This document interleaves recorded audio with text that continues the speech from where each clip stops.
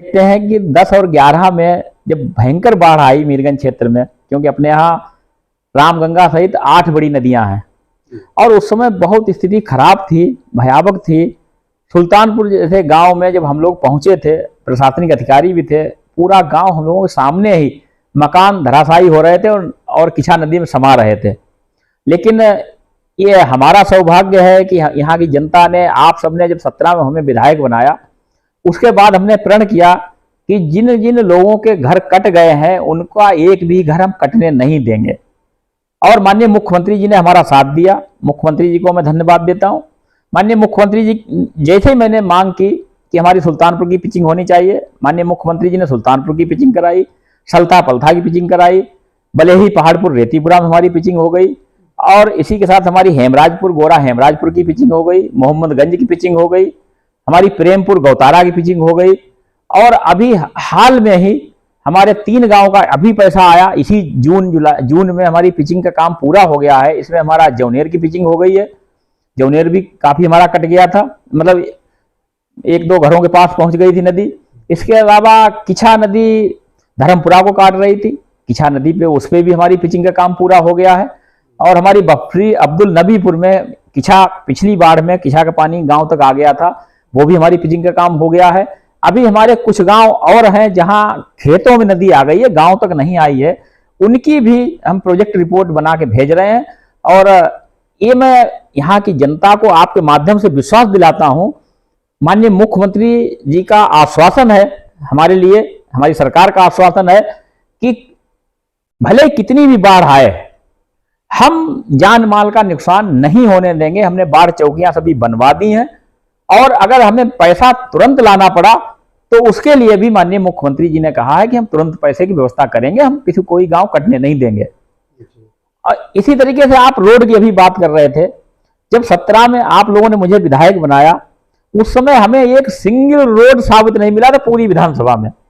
और आप देखिए मीरगंज से निकलने वाले आपके जितने भी रोड हैं, चाहे मीरगंज से कपूरपुर रोड, चाहे मीरगंज से आपका डिमना रोड, मीरगंज से बहरोली रोड, मीरगंज से मंडनपुर रोड, या जो भी मीरगंज के अंदर के रोड है, थाने वाला रोड या अपना अंडरपास वाला रोड, आज मैंने सभी करा दिए हैं। कहीं कोई ऐसी दिक्कत नहीं है, कहीं एक आध गिट्टी उखड़ गई हो अलग बात, या जैसे हमारा एक ठेकेदार ने मक्कारी की तो वो दिवना वाले रोड की मरम्मत नहीं हो पाई, जबकि वो रोड PMGSY में है, गारंटी में है, लेकिन वो ठेकेदार ब्लैक लिस्टेड हो गया और उस पर FIR की प्रक्रिया चल रही है। FIR हो जाएगी, उसके बाद उस पर भी पिचिंग का काम कराएंगे। इसी प्रकार आपने देखा हमारा फतेहगंज से जो रोड बहेड़ी गया है, सबसे महत्वपूर्ण रोड है और 42 किलोमीटर लंबा रोड है।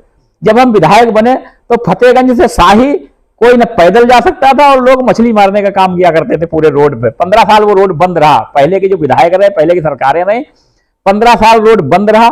सबसे पहले 78 करोड़ से वो रोड हमने कराने का काम किया और देखिए 7 मीटर रोड बना है, सबसे बढ़िया रोड है हमारा। अभी भी ऐसा नहीं, कुछ काम अभी भी शेष रह गए हैं, क्योंकि विधानसभा का बहुत बड़ा क्षेत्र होता है। पुल भी, क्योंकि उस समय 4-5 पुल थे जब हम विधायक बने, आज हमने 9 नए पुल बनवा दिए, फिर भी अभी 1-2 पुल हमारे रह गए। एक हमारा फतेहगंज दिवना का पुल अभी 22 करोड़ का रह गया है और एक हमारा 18 करोड़ का नरखेड़ा वाला पुल अभी रह गया है। वो भी फाइलें लास्ट स्टेज में पड़ी हैं सेंक्शन के लिए। हमें उम्मीद है कि इस वित्त वर्ष में हमें वो दोनों पुल मिल जाएंगे।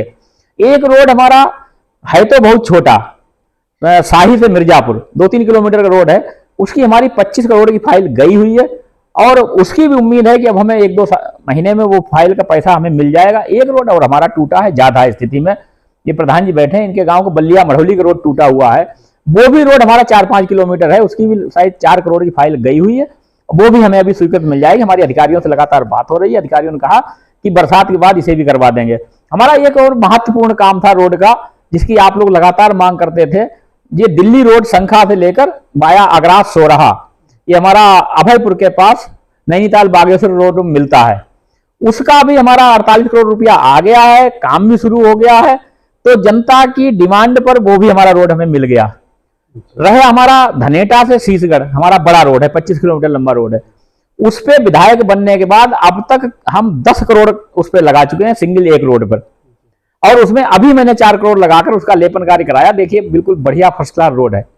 एक रोड और हमारा बड़ा था 18 किलोमीटर का, मीरगंज से वाया हल्दी सियोर, जो हमारा इसी रोड में मिलता है, बल्लिया शीशगढ़ रोड पर, उसका भी 14 करोड़ से हमारा पीएमजीएसवाई से काम चल रहा है, लगभग खत्म हो गया काम, थोड़ा काम अभी बचा है कहीं कहीं, लेकिन उसमें भी आवागमन की कहीं कोई दिक्कत नहीं है।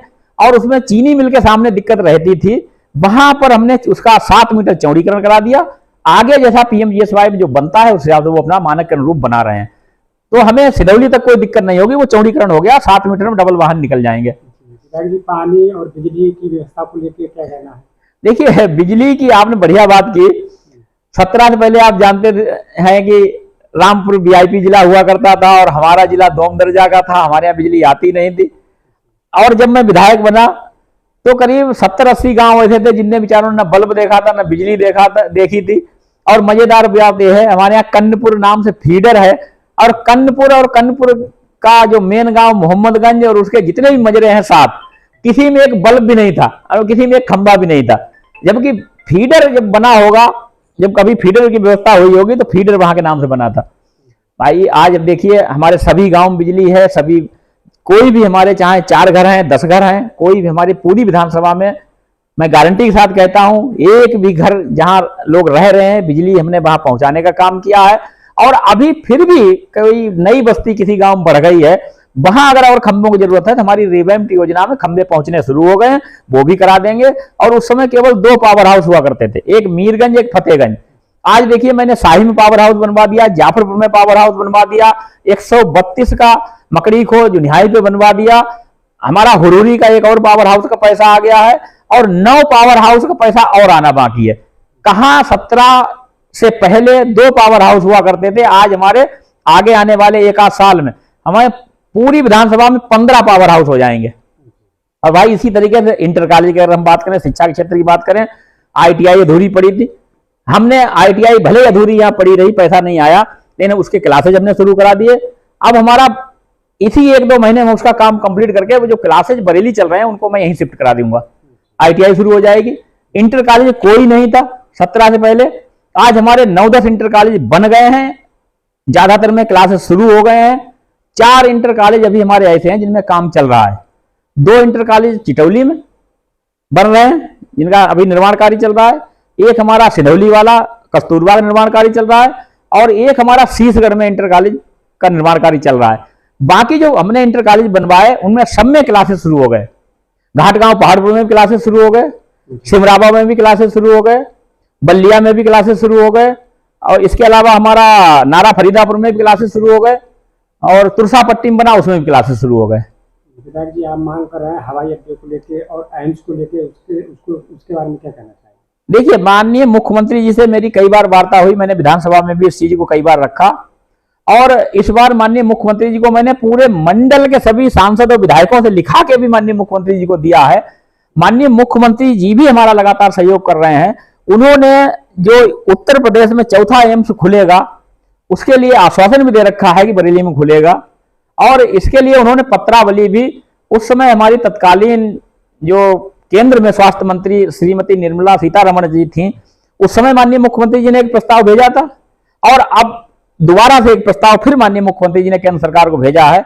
इसी प्रकार हमारा जो एयर टर्मिनल है, एयर टर्मिनल हमारा बरेली में बना, और बरेली से आज हमारी फ्लाइटें बंगलौर जा रही हैं, बॉम्बे जा रही है, जयपुर जा रही है, दिल्ली जा रही है।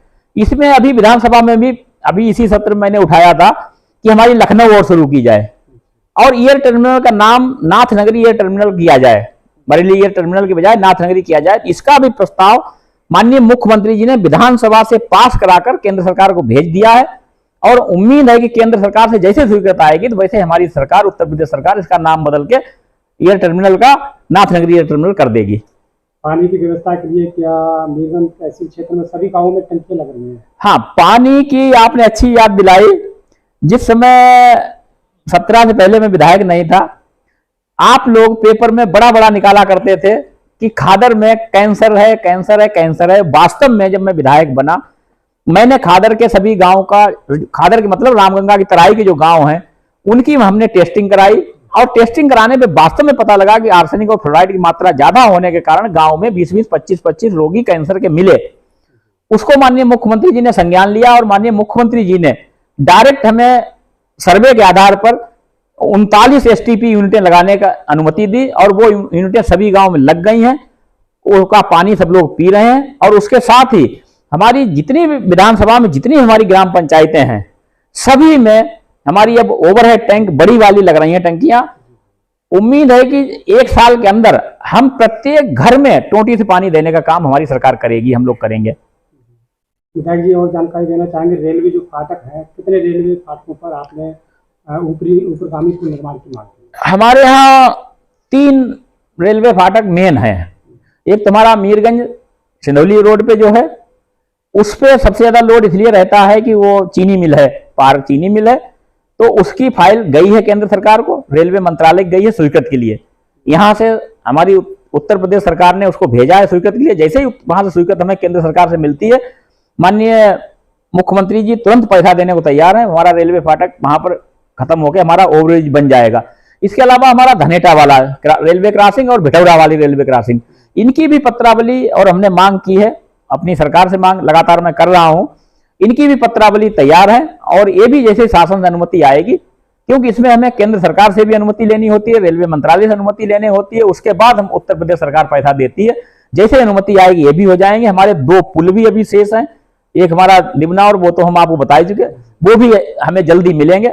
उम्मीद है कि इस वित्त वर्ष में हमें बहुत सारे काम आगे हमारी सरकार के द्वारा, माननीय मुख्यमंत्री जी द्वारा मिलेंगे।